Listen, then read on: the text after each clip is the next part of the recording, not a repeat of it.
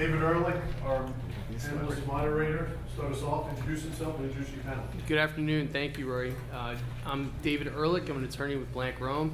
I practice commercial litigation and consumer finance litigation, and I'm happy to introduce our distinguished panel here today. To my right is Dorian DeMorgan. I'm on the 4th District Court of Appeal. Hi, my name is Corey Flair-Meltzer. I have my own mediation practice, CFM Mediation, and I do all types of civil, commercial mediations. Hi, I'm Richard Block. I'm a shareholder at the law firm of Fowler White Burnett, and I focus my practice on business immigration law. My name is Melissa Pygott. I'm with Magnus Research Consultants, and I am a social psychologist who works with you as a jury consultant and trial consultant. So, thank you. The way I saw this panel going is each of us come at the legal practice and the legal field from a different perspective and have different practice areas, and it gives us kind of a unique perspective about our areas and how we approach avoiding malpractice and how we can provide best practice tips for our specific areas. And we're pleased to have a fourth DCA judge here. We're all thankful that you're here, Judge, and we'd love to hear any tips that you have for practitioners of appellate practice of how to avoid various pitfalls.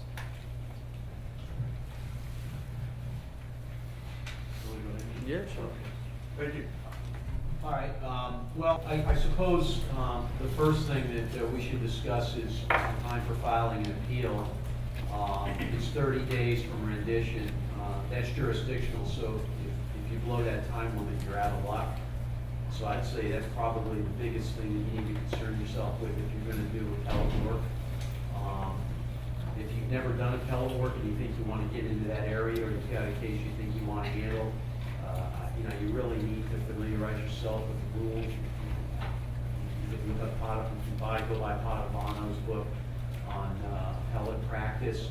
I think that's probably the best thing to do is to avoid some of these pitfalls and time limitations if you're not willing to go and do the hard work of educating yourself and attending seminars and things like that as a co-counsel with somebody in your first go around.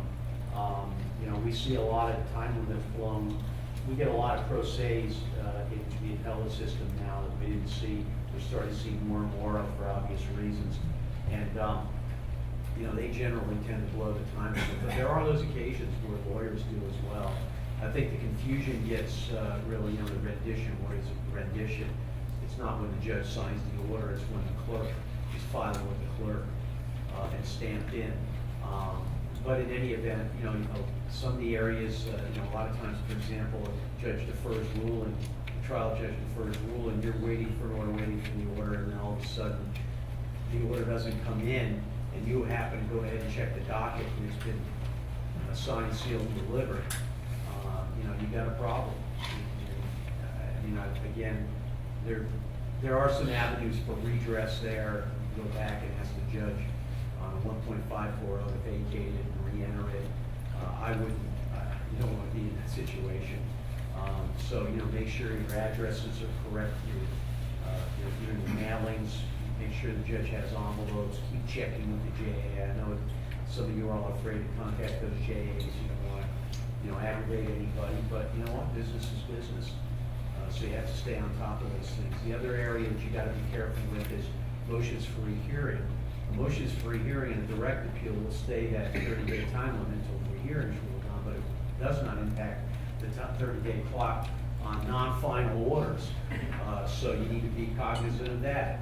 I may be speaking in foreign language to some of you, but again, this is why you want to familiarize yourself with the nomenclature of the Court of Appeals. So there are those nuances to the law where the 30-day time period is stayed pending the ruling on a motion for a hearing, but you got to know when that happens. The other area I mentioned a second ago about non-final orders. Look at the rules. It tells you what a non-final order is. And you need to make sure that you know what you can appeal and what you can't. You also have to familiarize yourself with some of you who do county court work and you appeal to the circuit court. You have right of appeal there, but you don't have the right to appeal to our court. You have to file a petition, a cert petition for writ of certiorari, and it's called, we have discretionary review. So in essence, we stand in place of what in a direct appeal from the circuit court would be vis-a-vis the Supreme Court. The Supreme Court has very limited jurisdiction. So we're generally the final say on most appeals. But if you want your case reviewed from our court, you would have to, if you were appealing from the circuit court, file a petition for writ of certiorari and explain why the court would have, the Supreme Court have jurisdiction. There are certain cases where they have to take it, but it's the Supreme Court, and a lot of times you might think they have to take a case, but they really don't. So just again, familiarize yourself with these areas. But if you're appealing from the county court to the circuit court, and now you're not satisfied with the decision you got in the circuit court, guess what? You can appeal to our court, but it's discretionary review. But you need to know there is a time limit, and so be aware of that. Judge, from a practice perspective, you spoke about the distinction between final orders and non-final orders and the motion for rehearing tolling period. I think that's critical and something that I personally have dealt with quite a bit. And I'm curious to get your perspective from a practitioner's perspective. Often motions will have compound relief. They'll ask for two separate things, and one can actually fall under a final order distinction, whereas another prayer for relief might be a non-final. I'm trying to think of an example, but one would be a lot of post-judgment motions can be a post-decretal order, which has been considered to be a final order for purposes of motion for rehearing, whereas a motion to vacate under 1540 that you referenced, that is a non-final order under the rule. Now, from a practitioner's perspective, can you give any practice tips on how to avoid one order that compounds several prayers for relief that might obscure those lines? That's a difficult question. I mean, I'm trying to come up, as you're talking, I was trying to think of an example, and it's very difficult. I mean, discovery rulings are very hard to get reviewed. The one that generally will get, you have to demonstrate a departure from the essential requirements of the law, which really means there's been a due process violation. You haven't had an opportunity to be heard, but we see probably the one that gets our attention the most where we would review it would be like confidential material, the cat out of the bag type stuff that we couldn't fix on direct appeal when the entire case is over. So for example, if you had a trade secret and if it got out there, everybody would know your formula to your popular beverage. That's the kind of stuff that really gets our attention. But the other one is if there's a departure from the essential requirements of the law, and that really is a due process issue. You didn't get an opportunity to be heard. The trial judge would not let your witnesses testify. Things of that nature. Those are non-final orders that will get our attention and that we're inclined to look at. But the run-of-the-mill discovery order, those are really hard. I'm not sure that really addressed what counsel just said, which is where are these hybrid cases? And I keep trying to think of an example, and I can't. That's how rare they are. So maybe you come up with an example. Sure. I'll give you one that that some figurative lawyer out there had, and so in a situation where there's an error in a judgment and we'll say a commercial foreclosure case or something where there's an in rem and a money judgment aspect of a judgment. And let's say there's an error in that judgment. After a sale, when the certificate of title has already been entered, if a party files a motion to vacate the judgment under 1540, but also a motion to rescind a foreclosure sale, because the rescinding of the remedy is a post-decretal order, that is a final order for which the motion for rehearing would toll the deadline, whereas the motion to vacate the order, a motion to vacate the judgment is a non-final order. And let's say that the trial court issued one order addressing both motions. I know that's a very fact-specific issue. It's something I thought of because the motion for rehearing for a 1540 motion is an error that I see constantly, and I've actually won appeals on that issue. Well, what comes to mind is from a practical standpoint, and a practice standpoint is, if you were in that situation where a final judgment was entered against your client, and you appealed that final judgment, and then in the meantime, you went and filed a 1.540 to correct it, what I would suggest you do is you let us know and ask us to relinquish jurisdiction, to let that trial judge correct that mistake, and then send us the new final judgment. And then if you still have error, other issues, then we would be able to address that, and one would merge into the other. That would be the practical way that I would like to see it handled. And it's very often that one of the parties will say, hey, wait a second, the court's lost jurisdiction to correct the judgment because we have it on review. And so we'll see that, and we will then usually relinquish jurisdiction to allow the trial judge to correct the mistake. Because, think of it in terms of efficiency. The last thing we want is to be looking at this final judgment. In the meantime, the judge corrected something, and we're doing research on all the issues you raised, and half of them just disappeared because the judge corrected the final judgment. It's all about efficiency of resources. Ultimately, all these rules and everything for us as an appellate court reviewing is we want to give those trial judges as much opportunity as we can to reduce our workload by getting it right. So that permeates everything we do in all these rules, is the idea of efficient use of limited judicial resources. Does that answer? Absolutely, Okay. absolutely. The reason I asked the question is just how can practitioners best avoid hazards with the motion for rehearing rule? Because I think even if you just go to the rule and you look at the annotations, it's a minefield. Yeah, so it I really wanted the practitioners in the gallery to understand that. Yeah, I agree. All right. Well, thank you, Your Honor. I'm going to turn it over to Corey Meltzer. Okay. Thanks. Okay. So I'm the mediator on the panel, and I wanted to just go over some overview of the statutes that are important, the principles that are important, and pitfalls and how to avoid them. The main thing is there is actually a statute, Florida's Mediation Confidentiality and Privilege Act, which applies broadly to any mediation required, conducted by agreement of the parties, or facilitated by a state-certified mediator, unless the parties agree not to be bound. And it's very broad. Florida, as you probably know, is kind of, we're not on the forefront of a lot of things, but we actually are in the forefront of mediation. And so we actually have a lot of we have statutes where a lot of other states don't have written statutes, so it provides a nice roadmap for us. It covers mediation communications, which is very broad. An oral or written statement or nonverbal conduct intended to make an assertion by or to a mediation participant made during the course of a mediation or prior to mediation if made in furtherance of the mediation. The commission of a crime during a mediation is not a mediation communication. So in essence, it's very broad. It includes written statements, physical evidence that are direct products of the mediation, apologies written during mediations, nonverbal assertions made to or by a mediation participant. But it doesn't include observations made by participants, the mediator, or counsel during mediation. So if we see something, if we observe a person's mannerisms, nodding, that is not included. But the key is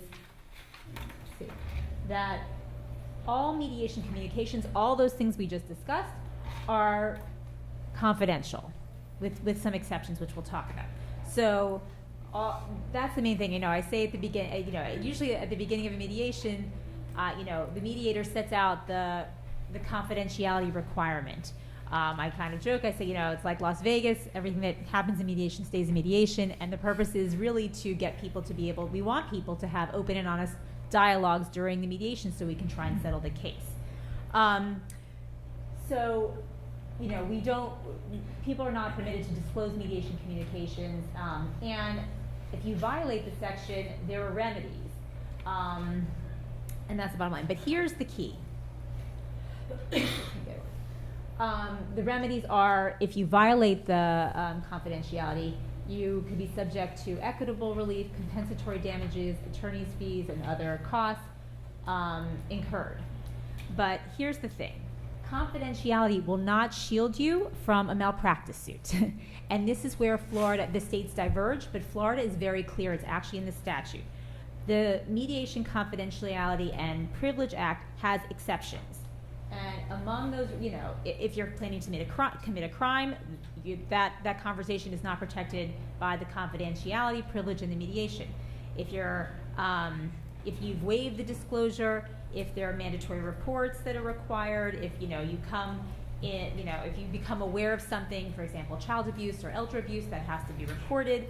But a specific exclusion to the confidentiality is are communications that are offered to report, prove, or disprove professional malpractice occurring during the mediation, and you can disclose those solely for the purpose of proving the malpractice. So some other states, if there's malpractice that occurs during the mediation and you sue the attorney, or a client sues the attorney for malpractice for what happened during that mediation, the courts will say, sorry, we can't address that malpractice case because that whole thing's confidential. Not true in Florida. If you commit malpractice during the course of a mediation, those things that you do during the mediation that constitute malpractice can be disclosed. So, very, very important here in the state of Florida. Now, you can also become a witness in that malpractice case. Correct, but To start with. right, but that's true. That's true. But don't please wanna don't ask do you. that. Right. I don't know what your witness fee is for that. Right. Yeah, I'll charge my hourly fee. So that's something to be very aware of. So you can be sued in Florida for mediation violations during mediation. Okay. So what are the things that could happen? Okay, that we need to be prepared for. Number one, we just talked about is like the threshold thing of actually violating the confidentiality. If you violate the mediation confidentiality, you could be committing malpractice. And there are cases in which either the attorney themselves commits, you know, the violation, or if you haven't told your client, you're responsible for informing your client about the confidentiality requirements. Yes, the mediator does this, but you as the attorney need to tell your client about their confidentiality obligations.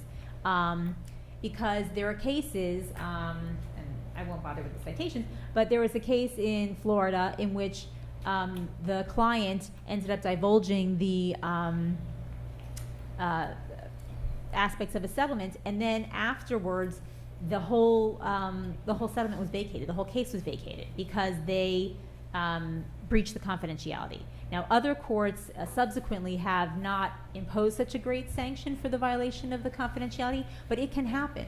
So not only can that, you know, impact you in terms of your relationship with the client if you don't explain it to the client properly, and then they go and divulge it and the whole case gets dismissed, you could be responsible for malpractice, or there could be less severe sanctions. So you yourself could be subject to the sanction if you are the person who breaches the confidentiality, or if your client goes and then breaches the confidentiality and something happens subsequently in the case, they could turn around and sue you for malpractice if you didn't properly explain the obligations to them.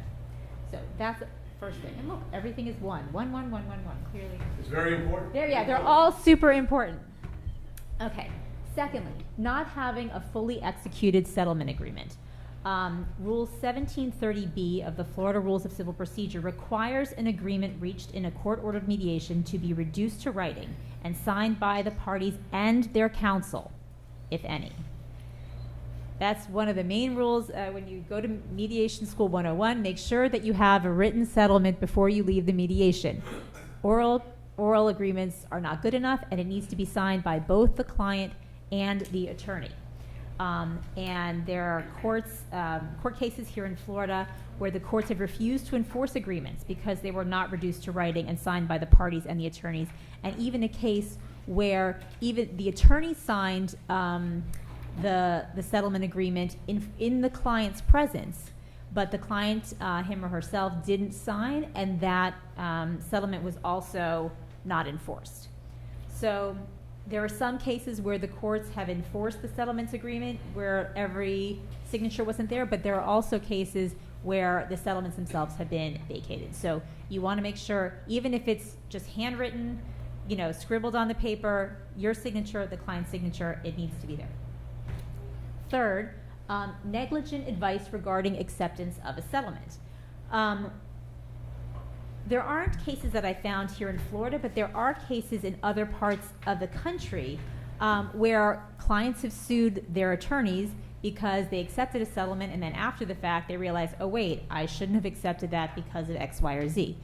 That's obviously very fact-based. In the other cases, some of the other states don't have the exception that Florida does, and that allows these types of disclosures in a malpractice suit. So in those cases, the cases themselves were dismissed because the whole mediation was subject to confidentiality. But here in Florida, we have the exception, so that's the type of claim a client could bring against you.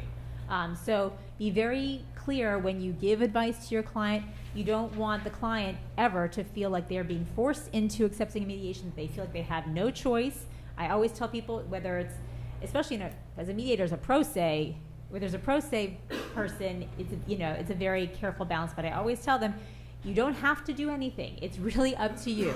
There are consequences if you choose not to do this that you need to understand, but you have the choice whether to sign or not sign, and it's always the client's decision. I have a question Yeah. for the panel, maybe. Also, it's just, have you ever been in a situation that you're mediating, or any attorneys been involved in a situation where it's just, you have a pro se plaintiff, or you have a claimant, someone who's not necessarily being represented properly, and now there's a fire sale, and there's a settlement, and like this is just a horrible, one-sided situation. Do you do anything about that? Have you been in those situations? Or anyone have any perspective on it? Not to throw anything at you. Well, I think it depends on your role in the mediation. I think I've been on the side where I feel as though I'm getting everything as a litigant for a client. You're zealously advocating for your client, and I will do everything I can to get in the scenario that you're talking about, to get everything that my client wants. So I have been in that scenario. I think from a mediator's perspective, I think that's different. I don't know whether I'll defer to you on that. I don't know what the mediator's role is if you see a party being swindled, or just you see them. If you see if it's such a fire sale, this might come back, right? And you have a malpractice case that. Right. I think, in a pro se case, there actually is, the mediator has an ethical obligation not to interfere, really, because you are neutral. So if you start taking, one party's side, you've abdicated your obligation of neutrality. Yeah. I was a mediator, and I wondered, you can't tell somebody, you have the right to consult with an attorney and have this document reviewed with the attorney. I think a mediator can do that. Yes, absolutely, and I would recommend that. Yes. Question? Are you aware of any court case where a mediator was forced to testify without a court order? What do you mean? We mean forced to testify without a court order? Wouldn't, if they were forced to, wouldn't there be a court order? Yeah, subpoenaed to testify and refused to do so. Oh, okay. Because of confidentiality. And the court had ordered that mediator to testify. I'm not aware where a mediator is required to testify or be a witness to a case unless that mediator is under direct court order. I've been mediating for about 20 years. Right. I would say that's probably right. The mediators tend to not be brought into these types of cases. It's a highly unusual case. Number one, that you'd have the malpractice action arising out of the mediation itself, in which the mediator would provide relevant testimony. But clearly, sometimes it has occurred, and mediators have. That was one of the first things I talked about. That there was a mediator who, even though they weren't allowed to talk about written statements or things, they were able to talk about mediation communications and observations. There was a court case, I don't think it was in Florida, where the mediator testified about his or her observations about the person. I don't remember the context. Competency? It may have been competency, it may have been, I really forget, but I do remember that was a particular case in which they weren't talking about the actual mediation communications themselves, but there was a distinction. I can look for it while other people are talking. There was a distinction made between the observations and the communications, and then the mediator provided their observations. Ron, ADR section of the Broward Bar is having a full seminar on mediation at the beginning of November. These specific top subjects are on the list. Excellent. So show up. Okay, so just to keep it moving. So failure to prepare or show up, That's self-explanatory, can't do that. Failure to have a party or party representative present with full authority to settle. Rule 1.720 requires to have the person with authority to settle there, and if you don't, you could result in sanctions. And then general ethical obligations of competence, of truthfulness, of zealous advocacy, not having a conflict of interest, and the obligation to keep the client informed of the settlement offers and abide by their desires, as we talked about. You can't go and make the decision for the client.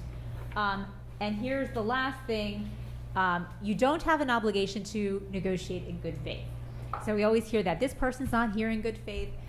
You don't have to show up in good faith. You just got to show up. So that is not something that you will be. Is there a reason why good faith is excluded and not required?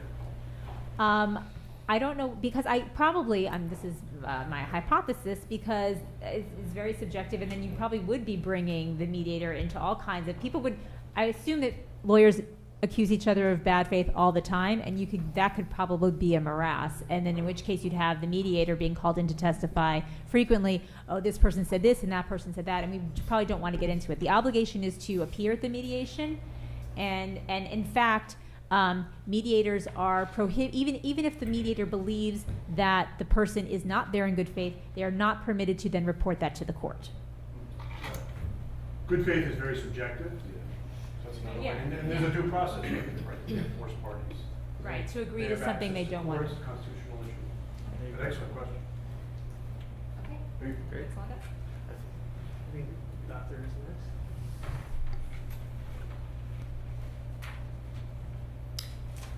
Legal malpractice cases are a special kind of case. You know that. Not only do the jurors have to understand what happened to constitute legal malpractice or alleged legal malpractice, but they've got to understand what happened in the underlying case. It's very complicated. I've worked on lots and lots of legal malpractice cases for plaintiffs and for defendants. It's very personal. When we're working for defendants, there are a lot of hurt feelings on the line, a lot of interesting issues to work through, but the reality is what happens is up to a jury oftentimes, or up to an arbitration panel. I'm going to show you now some data, and they are real data. They are not my opinions of lawyers or legal malpractice. Instead, they are based on surveys that I ask all of our mock jurors to complete in legal malpractice cases. I'm going to go through these very quickly. There are a lot of data for you to see. I'll use the first couple of slides to orient you about where to look. And in fact, the very last case we worked on in a mock trial situation was a legal malpractice case, so that's something that we do rather often. First of all, you'll see the sample size on the bottom left of all these charts. I always like to show you how many people we are surveying, and I'm not giving you a very high number of surveys, but just the most recent ones that we've done. So on this one, we have a sample size of about 51 people. And the question is, how many people that we survey, how many of you have ever had a problem, and just a problem, however they define problem, with an attorney that you hired? About a third of the people say, yes, I have had a problem with my attorney. Not a different attorney, but my own attorney that I hired. Then we take it to the next level. Have you, or has anyone close to you, anyone you know, ever accused an attorney of malpractice? And we see only 4% say, yes, I've actually gone to the extent of accusing an attorney of malpractice. And again, you see the sample size is 51. Take it to the next level. Have you or anyone close to you ever sued an attorney or a law firm for legal malpractice? Only 2% say, yes, I've actually gone through the whole process and sued my attorney. And you see the sample size there is 85. Then we get some perceptions. I trust lawyers. Well, regardless of what some people think, most of the people that we survey say sure. And if you want to orient yourself on these next charts, look at the right half of the chart and then the left half. I'll add together, if you will, the agree and the agree strongly. That's 65% say, yes, I trust lawyers. So what you have here is you've got an expectation among your clients that you're trustworthy. When you violate that trust, then comes trouble. Lawyers have a duty to behave ethically. Almost everybody says, well, of course they do. I don't know who that 2% are, but I don't know. You know, some people. But of course, people say, sure, lawyers should behave ethically. That's the Why Russian not? mafia. That's it. That's, yeah. I don't want my lawyer to be a. Yeah, that's right. Communication. We heard the last panel talk about failure to communicate. This question addresses that topic. Many people have little understanding of the information provided by their lawyer. We got about 64% say, yes, I agree with that. People don't have any idea what their lawyer is trying to say and all that legal jargon that they use. What does that mean to me? But whose duty is it to explain everything to the client? Well, the lawyers have a duty to explain. 100% of the people say, absolutely. If I don't understand it as a client, it's your fault because it's your duty, attorney, to explain it to me. That's what these surveys are telling us. Lawyers often make promises to clients they cannot keep. And again, only a third of the people agree with that. Most people say, oh no, lawyers make promises that they stand behind. And therein lies the trouble in a legal malpractice case, because they'll say, but this lawyer didn't honor his or her word, made promises he or she couldn't keep. Uh-oh, now we've got a problem. This lawyer is different from lawyers that I know or lawyers that I expect are going to behave this way. And that's why we're in a malpractice situation. It is legal malpractice for a lawyer to make a promise that can't be kept. You've got a little over half of the people to say, absolutely, that's legal malpractice. And again, it doesn't matter to these jurors if it really is legal malpractice or not. It's what they think. A lot of lawyers will debate this back and forth. Well, that's not really legal malpractice. It doesn't matter. It's what the people think is legal malpractice. And they're going to get you on a lot of technicalities, if you will, because that's the way they are. They're people. And by the way, arbitrators are people too, and so are judges. A lawyer must follow the wishes of his or her client. Almost everybody says, absolutely. If I'm the client, the lawyer better do what I want him or her to do. And again, it doesn't matter. Some of these clients may not act in their own best interest, but people think the lawyer should do what the customer wants to do. The customer is always right. We hear that a lot, and it applies to legal services as well.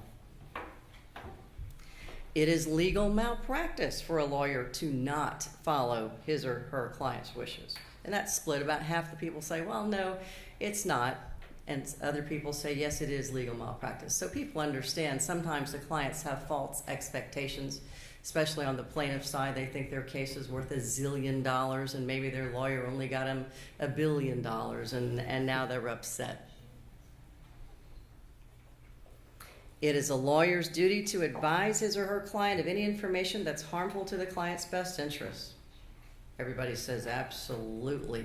I want my lawyer to act in my best interest, and I need to know of everything that's contrary to my best interest.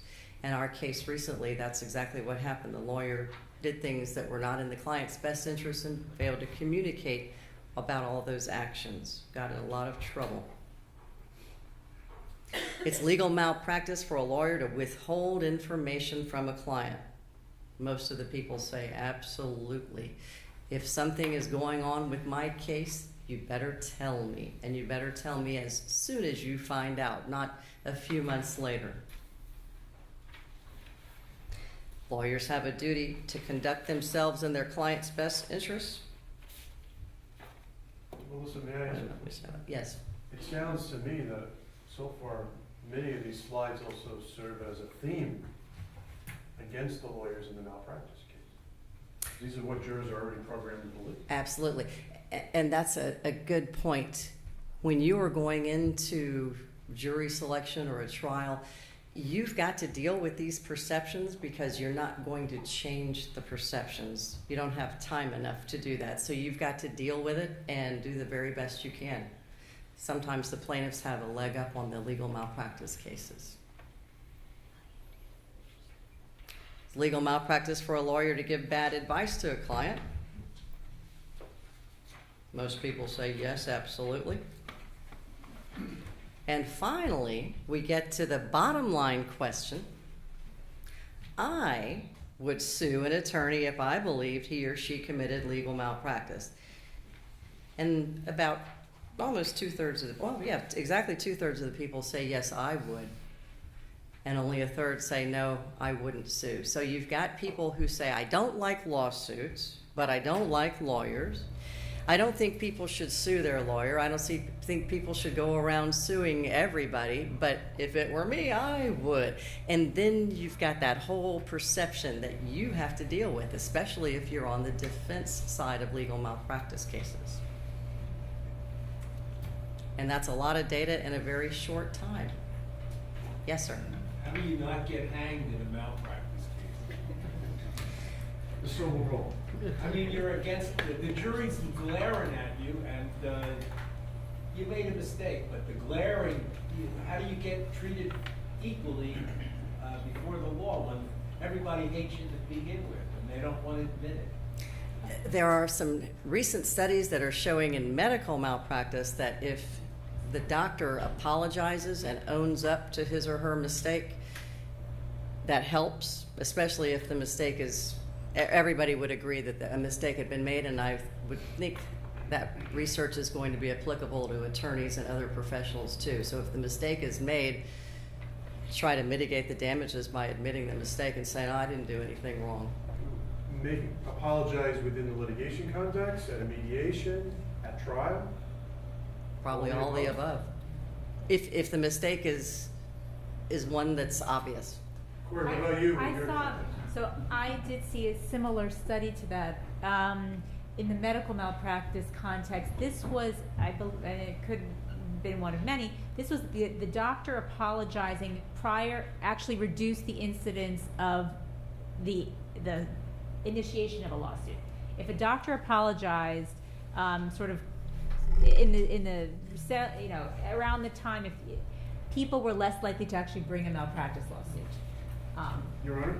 I was a circuit judge, and I presided over a lot of malpractice cases, in both medical and legal, and it was very obvious, and I heard this in the other panel about communicating with clients, sending letters, making phone calls.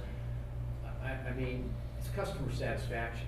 I mean, that really is what, to a person, even a doctor in a bedside manner and listening to testimony of the doctor, constantly visiting the patient in the hospital, or and even on close cases, legal malpractice cases are tough to prove. They're not easy to prove. Doctor, I don't know about your experience, but I mean, my experience is that they're very difficult to prove. And you get competing lawyers, experts testifying. If you got a lawyer with documents everything, met with the client a lot, things of that nature, I think that goes a long way, at least based on what I observed, whether it be a physician or any profession, an accountant, it's the same story over and over again, the same theme. It's if you're a lawyer, doctor, accountant that pays attention, engineer that pays attention to details, documents everything, these things go a long way. I mean, those are tough roads to convince a jury in those cases that this professional did something wrong. Gentlemen? Judge, in those cases, it's incumbent on the plaintiff to prove the underlying claim as well as the causation of the malpractice toward the loss. Right, the client, it's basically two suits, which is why very often you don't see the malpractice filed until the underlying suit is resolved one way or the other. The more difficult one, the cases that I saw were the ones where the lawyer settled the case and then gets sued for malpractice, because then you have to establish that the settlement really there was more, the claim had merit, it was worth substantially more, or should have never been settled. And those are tough cases. They're very difficult cases to prevail on as a plaintiff, based on my observation. Agreed. Thank you. Richard? So the EB-5 visa is one visa that I deal with in my practice, and it's a very interesting area, and it's fraught with perils for practitioners, and it's been largely successful, I would say, over the years, but certainly there's been a number of incidents of fraud, and especially lately, and lawyers can get in trouble for breaching ethical obligations as well as violating securities laws. So let me give you a little overview of the program. Congress created this in 1990. The purpose was to stimulate the U.S. economy through job creation and capital investment by foreign investors.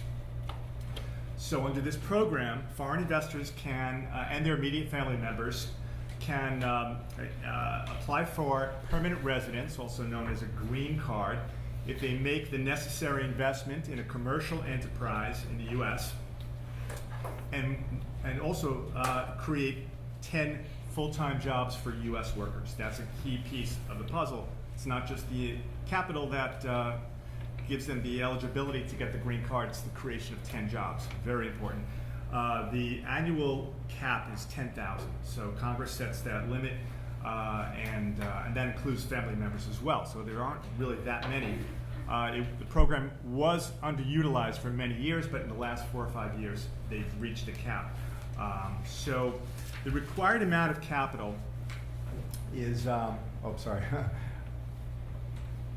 is $1 million in most cases, but it can be, in most cases it's actually reduced to $500,000, and that's because the investment is taking place in what we call a targeted employment area. And that's typically an area with a high unemployment rate, or it's located in a rural area, so it lowers the investment amount. Now in 1993, Congress goes ahead and creates this immigrant investor pilot program. And that provides for the creation and existence of regional centers. These are organizations that are designated by the U.S. Citizenship and Immigration Services. That's the main government agency I deal with. They're the ones who review applications and issue benefits. This program was very this was sort of revolutionary and very important. I'll explain why. So these regional centers really are the portals through which a lot of development projects are done, and they're really the main source of investment. So the major advantage of these regional centers is that they once they have their designation, they have to apply. It's a whole rigorous process. They have to go through USCIS to get an approval. But once they have that, they can act as this portal for the developers to come through and investors to come through. And they can also, the job creation, they can use what's called indirect job creation versus direct. So that's very important. I don't want to get into too many of the specifics for time purposes, but indirect job creation would just be something like if there's a large development project, they could count the number of jobs that were created indirectly versus actually hired by the for example, if it's a hotel development project, they would be able to count the jobs not just at the hotel, but all the construction jobs related to that project, and it becomes a very important piece of the So Richard, just so everyone knows in the audience, there's some things going on right now, even in the news, you hear about all the time. Yes, let me.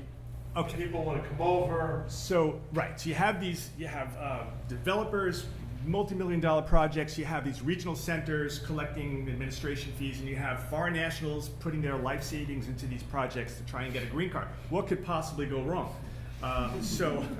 A lot can go wrong. And enter the. Sorry, let me just skip to the J-Peak slide. Okay, this hit the news earlier this year. J-Peak Resort in Vermont. This is this involved, it's a ski resort. Jay Peak is a ski resort. And it was one of the earliest regional centers to be created. Actually, the regional center is the state of Vermont. The entire state was designated as a regional center by USCIS. This was a big thing. It's one of the earliest ones, and it was one of the biggest ones. And it was highly touted by the politicians and Senator Sanders. You see him all over the place saying, yeah, we've got this great program now. We're going to create the Northeast Kingdom. That's what they called it. And they were going to spur development, hotels, medical research facilities, airports, use all this foreign capital to help spur these projects and spur growth in their state. So earlier this year, the SEC filed a civil lawsuit against Jay Peak, alleging that the owner and chief executive of the resort systematically looted more than $50 million from foreign investors in a massive 8-year fraudulent scheme, basically a Ponzi scheme is what they alleged. So a receiver was appointed to manage the Jay Peak projects. There are several that are going on at the same time. All this is happening while litigation is pending. Jay Peak was also accused of securities fraud and misuse of more than $200 million raised from the investors.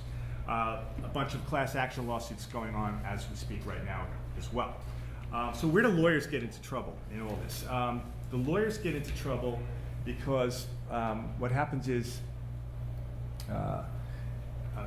they run afoul of the securities laws. And how do they do this?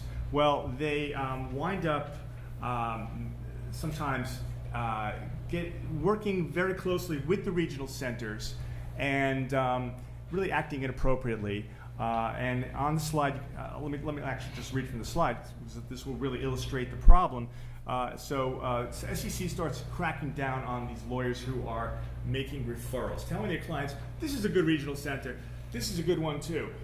Look at these first before you look at any others. And there are hundreds of these regional centers, by the way. There are a lot to choose from. So a foreign investor can be rather overwhelming. Sometimes they'll rely on the advice of their own attorney, the immigration attorney, by the way, to get some guidance as to where to invest, in which regional center should they put their money. So the lawyers go ahead and make some recommendations. Turns out they're actually receiving money, referral fees, commissions from the regional centers. So every client they steer into a regional center, they're getting $10,000, $20,000, $30,000. And guess what? That is not okay to do. They are running afoul. They're not registered brokers. They're running afoul of the securities laws, and they're failing to disclose to their clients that they receive these commissions on the investment, so they're also breaching their fiduciary and legal duties at the same time. And then the SEC is filing complaints against them, and they're getting into trouble with the SEC, so they have to disgorge a lot of them have had to disgorge the fees they received from the regional centers, and a lot of these attorneys had no clue. It's really a sort of a treacherous situation. Of course, ignorance is no excuse, but the reality is they had no clue. They were immigration attorneys. They had no idea they had to be registered brokers in order to do that kind of thing. So that's one very interesting area. I don't know how much more time I have left. Go ahead. Yeah, Thank you. I have one question. You mentioned earlier $10,000 cap. What is that in reference to? No, I'm sorry, 10,000 person cap. So there's only 10,000 EB-5 visas that can be issued every year. So that's the limit. Thank you. No problem. Thank you.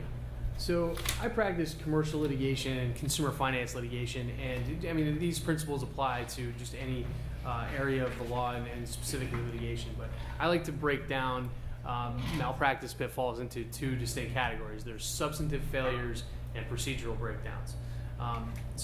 One is the substantive practice of law, whereas the other one is administrative in how you deal with your office and just day-to-day tasks. And one thing, the main one main substantive failure I see Where's is his billboard? that's right. It's right on Broward and 3rd. One major substantive failure that I see lawyers make is not staying up on the current areas of the law. There are a lot of fluid areas of the law. The 4th DCA, the 3rd DCA, all the DCAs are working very hard and they issue opinions every Thursday.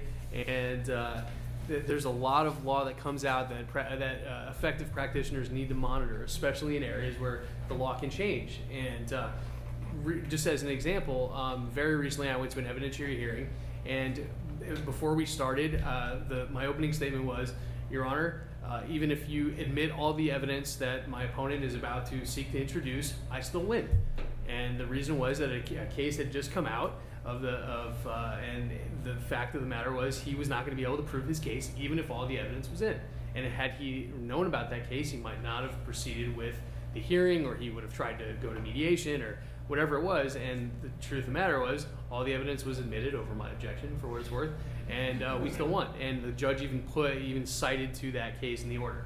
And another anecdote that just came out yesterday. This is fascinating, and this goes to whether to make substantive arguments in trial and on appeal. The 3rd District Court of Appeal just yesterday issued 2 opinions on the same subject, reaching completely different results, and it was because of the arguments made on appeal. It has to do with the statute of limitations. One entity made a specific argument, the other one didn't, and the outcome was definitive on that exact issue. So that is proof positive that if you can come up with the best arguments and you're better prepared than your opponent substantively, you will prevail. And it's an interesting dichotomy in the law now, and we'll see how that progresses. But that just happened yesterday. Another way of substantive breakdowns are the failure to preserve discovery objections. So during the course of a case, you'll get a request for production, you'll get interrogatories or requests for admissions. It is vital to raise the appropriate objections. These are just some examples. It's easier than you think to waive them. Once you waive an objection, it's tough to get it back in the bag. That also goes for trial. It's even more important at trial, because if you waive an objection at trial, such as the ones here, I thought the foundation was particularly thoughtful. But Patton's leading the third arm? who's a great leader, right? So I don't know. I thought of leading, so I think of Patton when I think of leading. And anyway, so ensure to make all the discovery objections and trial objections. They come up like that. They come up very quickly. And especially in evidentiary hearings and in trials, it happens before you even know it. You have waived something, and you can't get that back. And it's very difficult to wind that back. And on appeal, you'll be hampered, and you won't be able to raise the appropriate arguments. Here are some other ideas that I had about substantive failures that we see often. Pleading the appropriate causes of action and defenses. I mean, you only get so many opportunities for amendment. The courts, they're able to, one of the few areas that they can deny amendment of pleading is the abuse of the process. So you want to get all of your appropriate causes of action and defenses out quickly. Second, and I think this goes into what a lot of the topics that we've discussed today, is conveying settlement opportunities to clients. And this happens a lot in insurance issues and other big dollar cases where they give you a very narrow amount of time to settle. If you don't get that communication to your client in an appropriate amount of time for them to make the appropriate decision of whether to accept the settlement or not, that is per se could be malpractice. So again, this goes to the theme of the day of constant client communication and giving them all the information that they need to make the appropriate decision. Calculation of damages, I see that a lot in my area of practice, that there's a lot of consequential and special damages that can be calculated. A good legal practitioner will evaluate all avenues of damages that their client may be entitled to. Conversely, from the defense side, you should think of ways to avoid having consequential damages and certainly special damages and more issues that are speculative you can defeat early on in the process. Witness preparation, that is actually a opportunity for you to meet with your client. So your client's deposition will probably be the keynote of your case. So it's incredibly important to make sure that your client is prepared, that they know what questions are coming. I like to do mock depositions where I pretend to be the opposing party for cross-examination. Next is failing to undertake appropriate discovery. Now, I don't know if I've had many cases where I'll file a motion for summary judgment, and then what happens next? We all know the very next day you get discovery requests, and it's clearly just dilatory tactics of an opposing party trying to use outstanding discovery to defeat summary judgment. And then when I get to the hearing, I say, Judge, this case has been pending for X amount of days, and they've only propounded this discovery at this late hour to avoid summary judgment. So it's important to propound discovery early and often, and this way it gives your client appropriate opportunity to conduct follow-up discovery, subpoenas. The day you get your case, you should propound discovery with your either with your complaint or your answer of affirmative defenses. I think is best practice. This way it leaves you plenty of time to follow up. Another area is the failure to review all documents and discovery appropriately. It is vital that you read every line of a contract, because there are minefields in there that if you don't find, then the egg is going to be all over your face. And conversely, sometimes you find little nuggets that your opposing side doesn't realize. Like I think someone brought up an arbitration clause before. That's a good example. Acting without client authority, I believe, Corey, I'm sure that in your mediations you've had situations where parties either try to file motions to rescind settlements, or that happens very often. And there's a line of cases where settlements have been rescinded because the attorney was not acting with appropriate client authority, and that happens. That is per se something you shouldn't do. Period. And again, this is actually an interesting one that I wanted to make sure to bring up: tax consequences of settlements and judgments. For practitioners that represent financial institutions or businesses, and that you have cases that involve any kind of commercial loans or even residential loans, when any kind of loan forgiveness or any kind of accounts receivable write-offs or very significant commercial disputes end up in resulting in one party writing off bad debt or something like that, be sure to either have consult tax laws, or find a tax lawyer. He or she should be able to point you in the right direction of the tax consequences of those settlement, because I've had on 3 occasions in my career where a settlement was later challenged later on by an opposing litigant and tried to say that our settlement agreement, there should be a tax shifting mechanism that should somehow fall back on my client. And well, where is it?